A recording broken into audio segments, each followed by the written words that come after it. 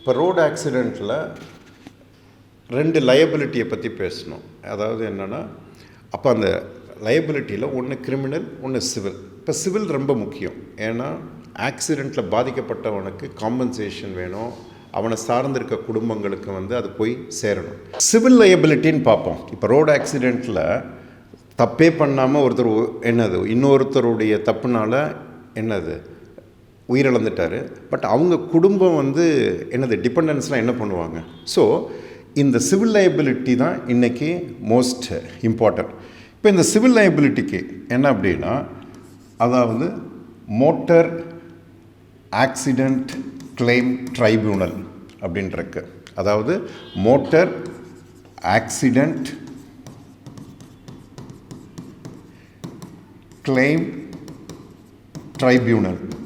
Okay, so இங்கே petition போடுவாங்க. Motor claim original petition, motor accident claim original petition அப்படிங்கிறது இது எதுக்குன்னா காம்பன்சேஷன். இப்போ இதில் 2 இது வருது. ஒன்று faulty or no faulty. Okay, அதாவது ஃபால்ட் லயபிலிட்டி, இன்னொன்று நோ ஃபால்ட் லயபிலிட்டி. அந்த டிரைவர் தப்பே பண்ணலை, ஆனால் இடிச்சிட்டாரு. இவன் தான் குறுக்க விழுந்திருக்கான்.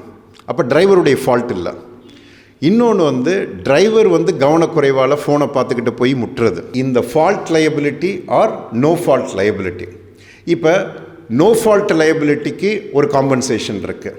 இப்போ என்னென்னா, செத்தாலே ஒரு காம்பன்சேஷன் இருக்குது. அது டிரைவருடைய, அப்போ அதை கிளைம் பண்ணும்போது டிரைவர் மேலே தப்பு இல்லை. அது நோ ஃபால்ட் லயபிலிட்டி.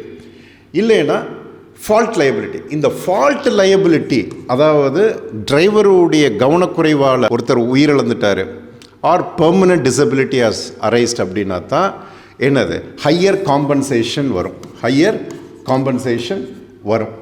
இப்போ அது எங்கே நீங்கள் அப்ரோச் பண்ணணும்னா மோட்டார் ஆக்சிடெண்ட் கிளைம் ட்ரைபியூனல் தான். இப்போ இந்த ட்ரைபுனலில் தே ஹாவ் த லிஸ்ட். எப்படின்னா, அந்த குவாண்டம் ஆஃப் காம்பன்சேஷன் எவ்வளோது கொடுக்கறது, அந்த சார்ட் வச்சுருக்காங்க. ஸ்டாண்டர்டைசேஷன் சார்ட் இருக்கும். அதுபடி த கிளைம் வில் பி கிவன்.